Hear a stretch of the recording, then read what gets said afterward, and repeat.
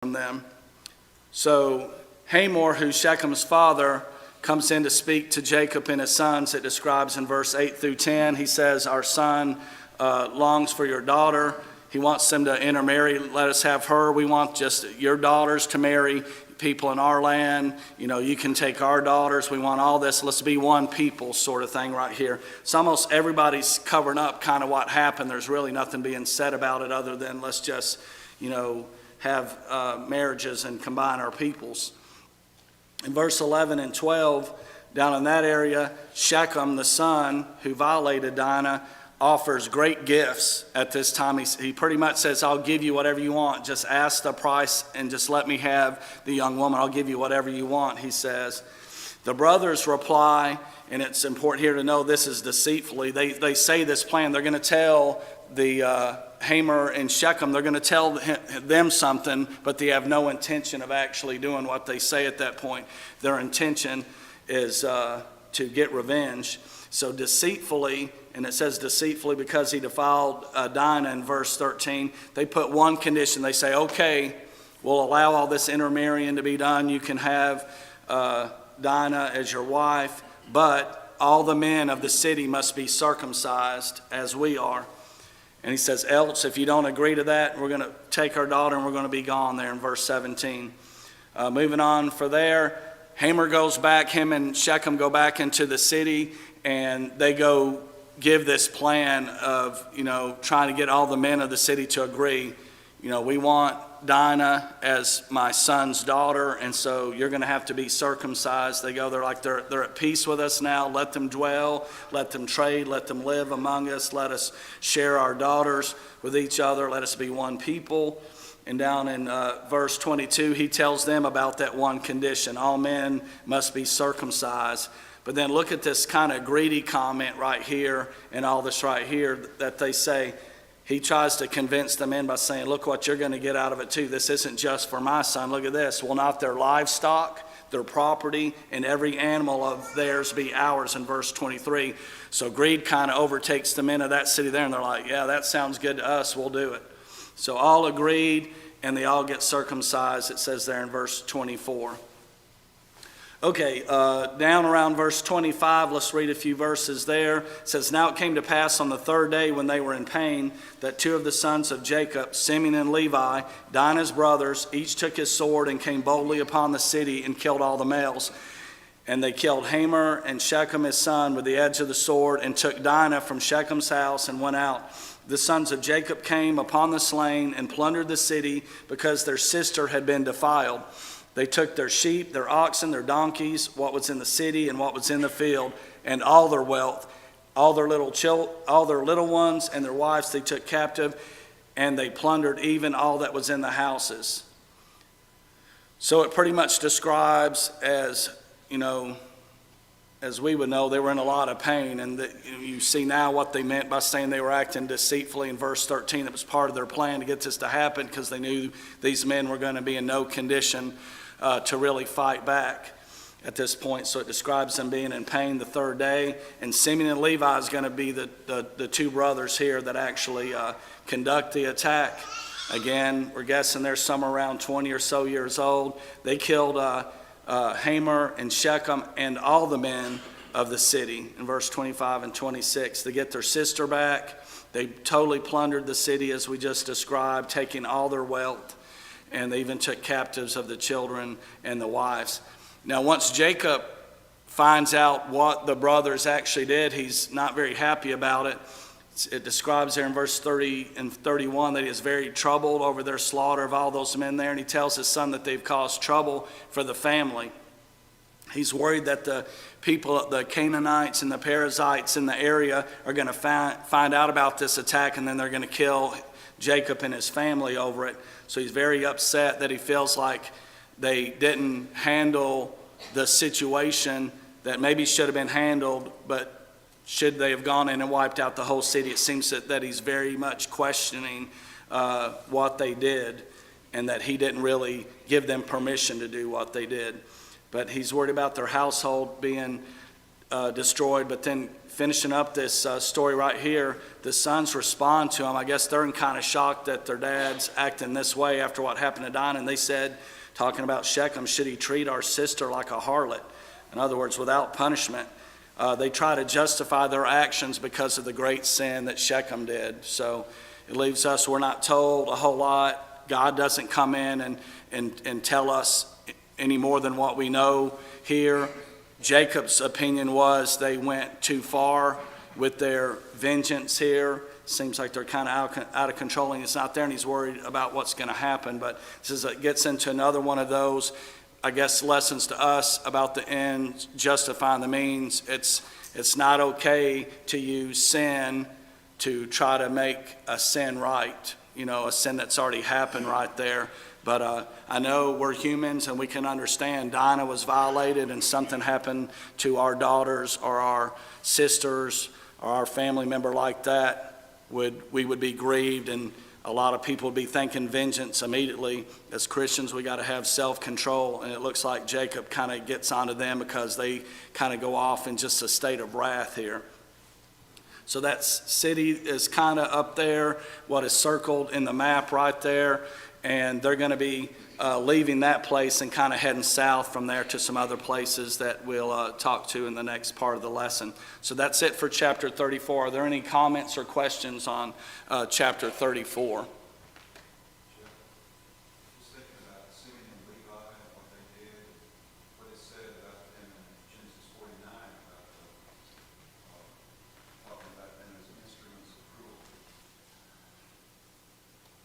Yeah, so Brent's bringing up the point that when we get later to what Wayne will be teaching later, that when Jacob's giving blessings and describing his sons when he's giving blessings, and we got another son we'll talk about in a little bit about that point too, but he described them as instruments of cruelty, when he's getting later in years when he's talking about each of his sons right there. So these are acts that stuck in his mind as definitely not acting righteously in this right here. All right, anything else?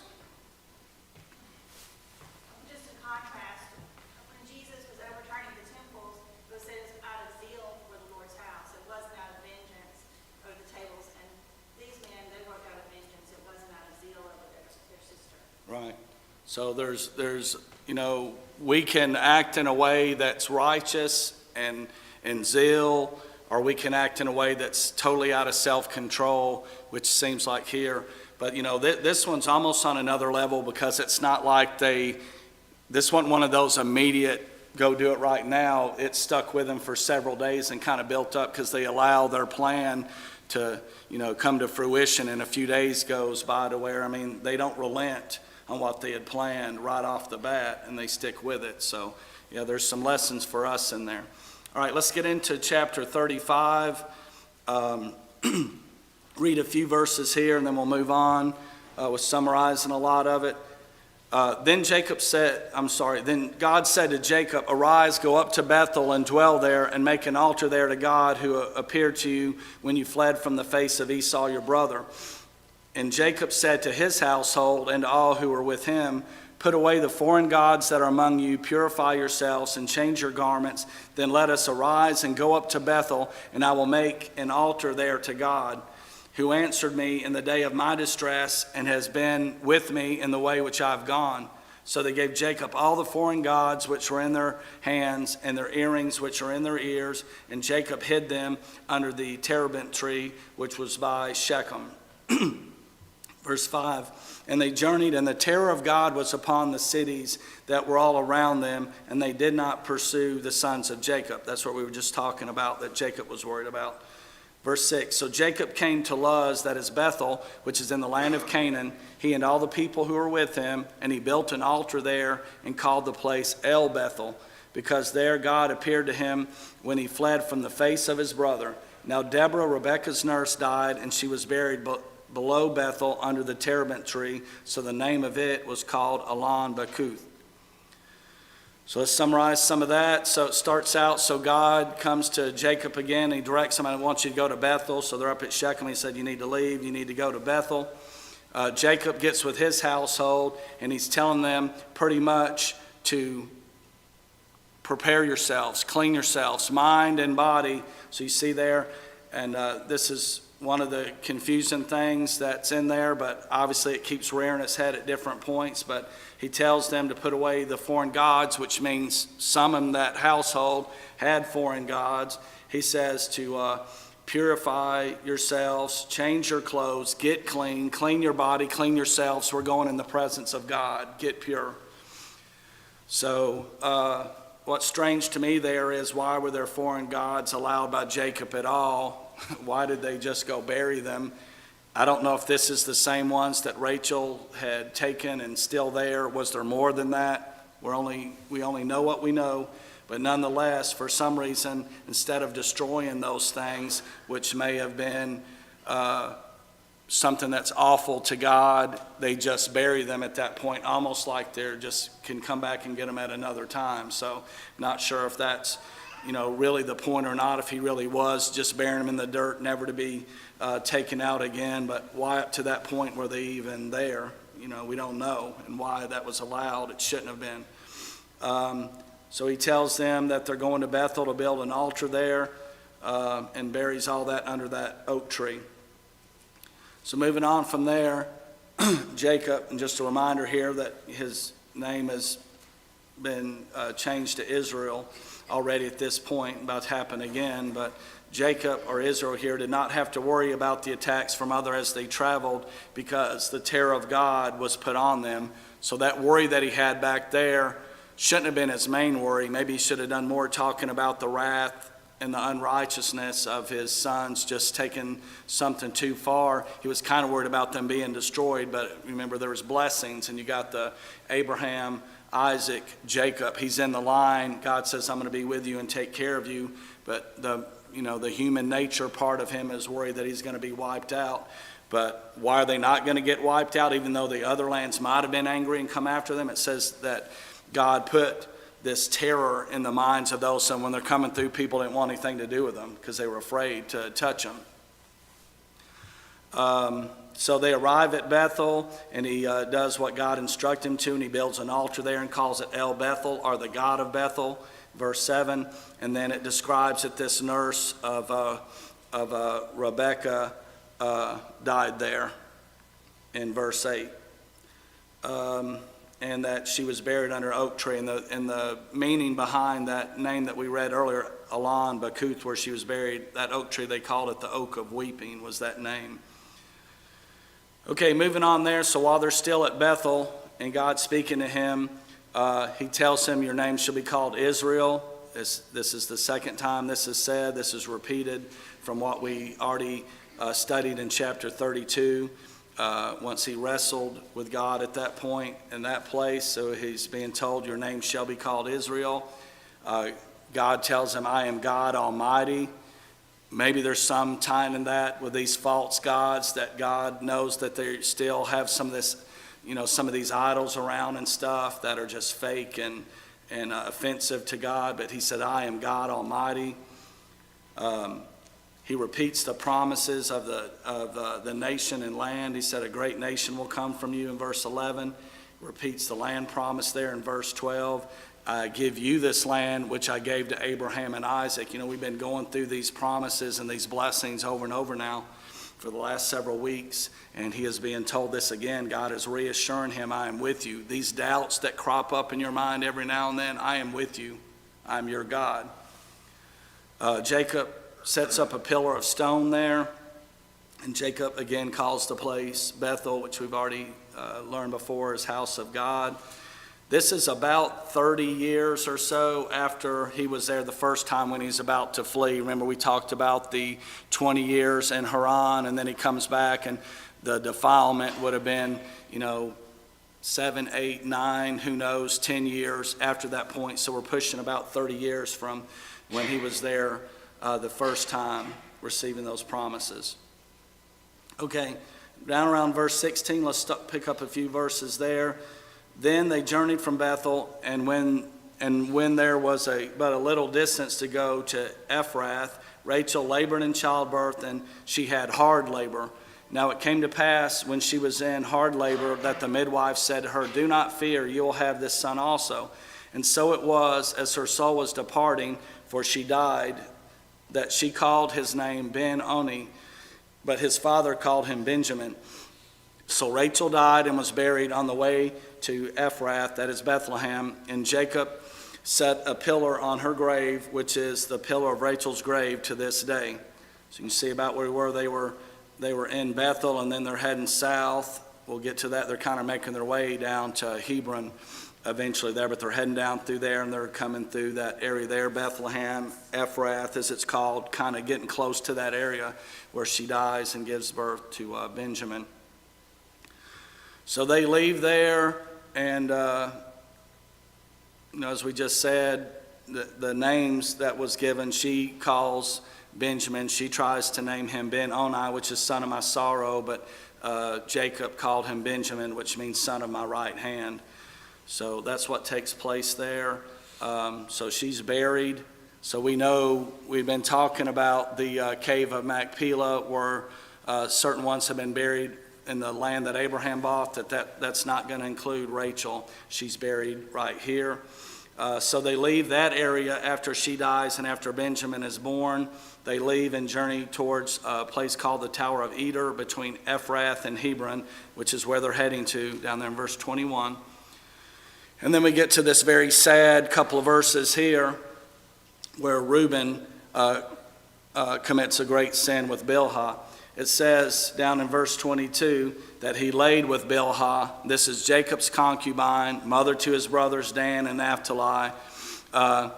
Just as a side note, she would have only been around 15, maybe 20 years old when older than Reuben. He's probably 23 or 4 years old at this time, so you're talking about him being in his early 20s. She may be around 40 or so at this time. But as they left after Benjamin is born and go to this place, he goes into her when Jacob's not around or whatever, and he sneaks in there and commits this great sin, and it's going to cost him as well. Speaking of chapter 49 and the blessings and all that Brent brought up, this is going to cost Reuben as well. But at this point right here, no punishment's recorded. Nothing is done to him that's recorded in this place. When Jacob hears of it, it does say he hears of it, but then that's kind of what it says. But in Genesis 49, this sin is what kept Jacob from giving Reuben, who was the firstborn, the birthright. And it's brought up at that point, and we'll study that later. Then at the end of getting to the end of the chapter, it kind of lists, now that Benjamin's born, it just lists all the sons of Leah, sons of Zilpah, sons of Rachel, sons of Bilhah, all those children now that have been born. You got the 12 sons here listed in those few verses. And then this comes to the conclusion of Isaac's life, verses 27 through 29. It says, then Jacob came to his father's house, to his father Isaac at Mamre, or Kirjath Arba, that is Hebron, where Abraham and Isaac had dwelt. Now the days of Isaac were 180 years, so Isaac breathed his last and died, and was gathered to his people, being old and full of days, and his sons Esau and Jacob buried him. So he's about 180. They've gone further south. They were going to visit him. When they get there, I guess he passes away at some point after they make it to him. Jacob and Esau would be about 120 years old now, because Isaac was 60 when they were born. Now that he's 180, they would be 120, so that's about what their ages are at this time when they bury him. And although we're not told here, we're told in chapter 49 that in verse 31 that he was buried in the cave of Machpelah. That's all I have on chapter 35. Is there any comments or questions on chapter 35? Jim, possibility of those foreign gods could have come in when the wives and children came to Shechem, that became slaves or whatever. Could have brought a lot of those idols in at that time. That's We don't know. Yeah, that's a great point. Freddie's just bringing up the point when we were talking about why did Jacob allow there to be idols, or why at that point were there idols around? And Freddie brings up the point that, they had just plundered Shechem, and maybe that's part of the plunder at that time. We're not really told, but, quite possibly that could be how a lot of that and the earrings and all that they were burying came from that plundering. Very good point. Anybody else? Okay, chapter 36, we're not spending really any time on. You could have read it on your own, or you can read it on your own, but it's pretty much the genealogy of Esau. Just a few points there. He took wives from Canaan. We talked about that before. It says that in verse 1 of 36. Takes all of his possessions and moves. Says the land wasn't going to be able to support all that he had accumulated and all that Jacob had accumulated, so they needed to be apart. Verse 7. And as we already knew, he moves to Mount Seir, and Esau is called Edom, it says. But as far as going to all the names, we're not going to spend any time on that. See, Mount Seir is way down there to the south, and some of our newer maps where we would say the land of Edom down there south of the Dead Sea or the Salt Sea. And you see where the story up in the top of the map, kind of where Jacob and his family had been moving down, all the way down to where they get to Hebron, where Isaac died. So that's all of that.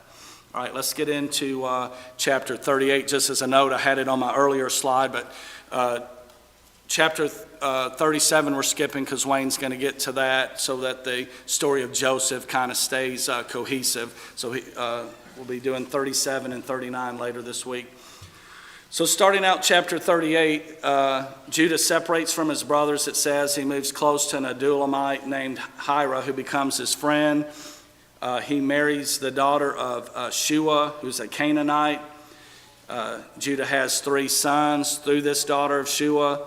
His firstborn then Onan, then Shelah. Judah took Tamar as a wife for his firstborn it says in verse 6. Judah would have been around 40 or so at this time because he has children old enough to be married, right? So, some of the stuff's not necessarily back to back, and this is another one of those because he has a son old enough to be married. He was about 20 when Joseph was sold, so this would have been after that time there. So just a side note on that. It says that was wicked and God killed him in verse 7. No other details are given. It is what it is there. Down in verses 8 through 10, Judah goes to Onan and says, go into to your brother's wife and marry her and raise up an heir to your brother.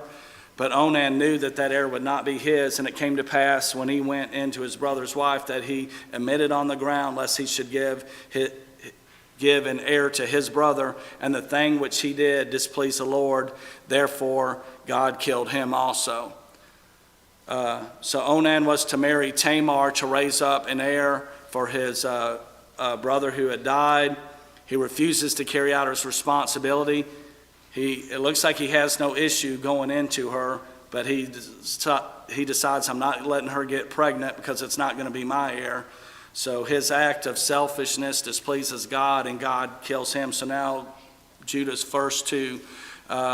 oldest 2 sons have both died because God killed them because they were considered wicked men by God.